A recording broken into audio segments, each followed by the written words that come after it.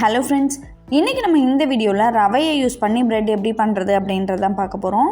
இது பண்ணுறதுக்கு நான் இன்றைக்கி 1.5 கப் ரவை எடுத்திருக்கேன். ஃபஸ்ட்டு இதை வந்து ஒரு மிக்ஸி ஜாரில் சேர்த்து நல்லா பவுடர் பண்ணி எடுத்துக்கோங்க.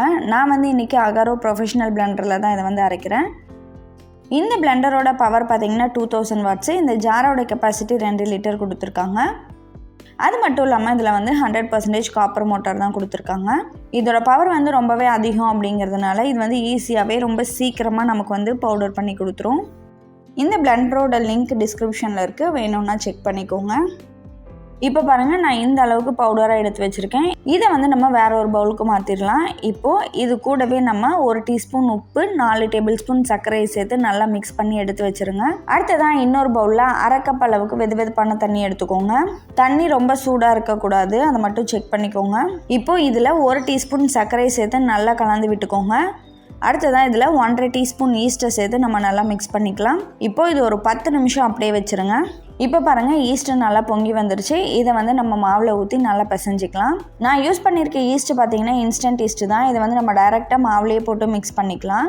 ஆனால் நான் எதுக்காக வெதுவெதுப்பான தண்ணியில் போட்டு மிக்ஸ் பண்ணிவிட்டு அதுக்கப்புறம் யூஸ் பண்ணியிருக்கேன் அப்படின்னு பார்த்தீங்கன்னா, ஒரு சில சமயங்களில் நம்மளோட ஈஸ்ட் வந்து எக்ஸ்பைரி ஆகிருக்கும். நம்மளோட ஈஸ்ட் வந்து எக்ஸ்பைரி ஆகிருந்தாலும், அப்படி இல்லைனா நம்மளோட ஈஸ்ட்டில் வந்து நம்ம தண்ணி போட்டு மிக்ஸ் பண்ணும்போது அந்த சுடு தண்ணி வந்து ரொம்ப ஹீட்டாக இருந்ததுனாலும் நம்மளோட ஈஸ்ட் வந்து பொங்கி வராது. இப்போது இதை வந்து நம்ம மாவில் போட்டு நல்லா பிசைஞ்சிக்கலாம். இந்த டோ பார்த்திங்கன்னா கொஞ்சம் ஸ்டிக்கியாக தான் இருக்கணும். ரொம்ப ட்ரையாகவோ இல்லை சப்பாத்தி மாவு மாதிரி கொஞ்சம் கெட்டியாகவோ பிசைஞ்சிடாதீங்க. இந்த அளவுக்கு மாவு வந்து நல்லா ஒன்று சேர்ந்து வந்த பிறகு இது வந்து ரவை மாவு அப்படிங்கிறதுனால ஒரு 10 நிமிஷம் அப்படியே ஊற விடுங்க. அது வந்து ரவை ஊறி நமக்கு வந்து பிசைறதுக்கு ரொம்ப ஈஸியாக வரும். இப்போ ஒரு 10 நிமிஷம் கழிச்சு நம்மளோட கவுண்டர் டாப்பில் எடுத்து போட்டு நம்ம வந்து நல்லா ஒரு 10 நிமிஷம் இதை வந்து நீட் பண்ணிக்கலாம்.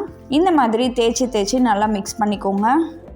5 நிமிஷம் இந்த மாவை நல்லா பிசைஞ்ச பிறகு நம்ம ஒரு டேபிள் ஸ்பூன் அளவுக்கு வெண்ணெயை சேர்த்து திரும்ப ஒரு 5 நிமிஷம் இதை பிசைய போகிறோம்.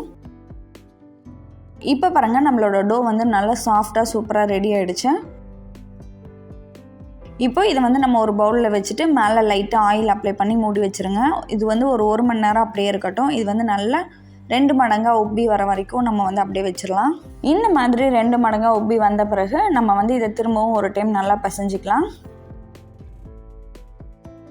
இப்போ இந்த மாவை நம்மளோட டின்னோட சைஸுக்கு தகுந்த மாதிரி நல்லா தேய்ச்சி விட்டுக்கோங்க.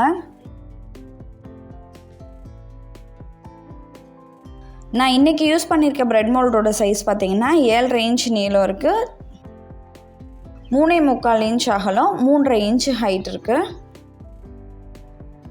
இந்த மாதிரி தேய்ச்சி விட்ட பிறகு இதை வந்து லைட்டாக ரோல் பண்ணி இதை நல்லா அமுத்தி விட்டுக்கோங்க.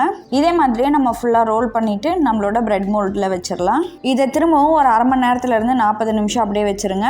இது வந்து இந்த டின் ஃபுல்லாக கவர் ஆகி வர வரைக்கும் நம்ம அப்படியே வச்சிடலாம். இப்போ பாருங்கள், இந்த மாவு வந்து நல்லா இந்த டின் ஃபுல்லாக ரைஸ் ஆகி வந்திருக்கு. இந்த மாதிரி வந்த பிறகு நம்மளோட அவனை 170 டிகிரி செல்சியஸில் 10 நிமிஷம் ப்ரீ ஹீட் பண்ணி வச்சுருக்கேன். இப்போ இதுக்கு மேலே பால் அப்படி இல்லைன்னா முட்டையை வந்து மேலே அப்ளை பண்ணிக்கோங்க. இந்த மாதிரி பண்ணும்போது நமக்கு வந்து டாப் வந்து நல்லா ப்ரௌன் ஆகி கிடைக்கும்.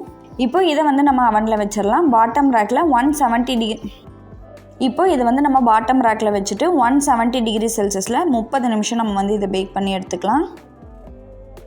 அவன்லேருந்து வெளியில் எடுத்த உடனேயும் மேலே வந்து கொஞ்சம் லைட்டாக பட்டர் அப்ளை பண்ணி விட்டுக்கோங்க. அப்போ தான் வந்து மேலே வந்து ஹார்டாக இல்லாமல் நல்லா சாஃப்டாக வரும். ப்ரெட் வந்து நம்ம எப்பயுமே நல்லா ஆறின பிறகு டீமோல்ட் பண்ணி கட் பண்ணிக்கலாம்.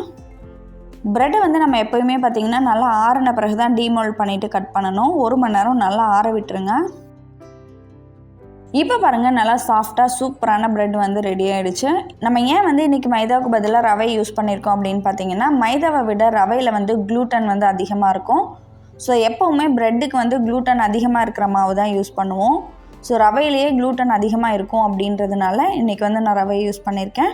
மைதா மாவை விட ரவையில் வந்து கொஞ்சம் நியூட்ரியன்ஸ் அதிகம். அது மட்டும் இல்லாமல் மைதா மாவை வந்து அதிகமாக ப்ளீச் பண்ணியிருப்பாங்க, ஆனால் ரவையை வந்து அந்த அளவுக்கு ப்ளீச் பண்ணியிருக்க மாட்டாங்க. ஸோ இந்த ரீசனுக்காக தான் நம்ம வந்து மைதாவுக்கு பதிலாக இன்றைக்கி வந்து ரவையை யூஸ் பண்ணியிருக்கோம். ப்ரெட் வந்து நல்லாவே சூப்பராக வந்திருந்தது.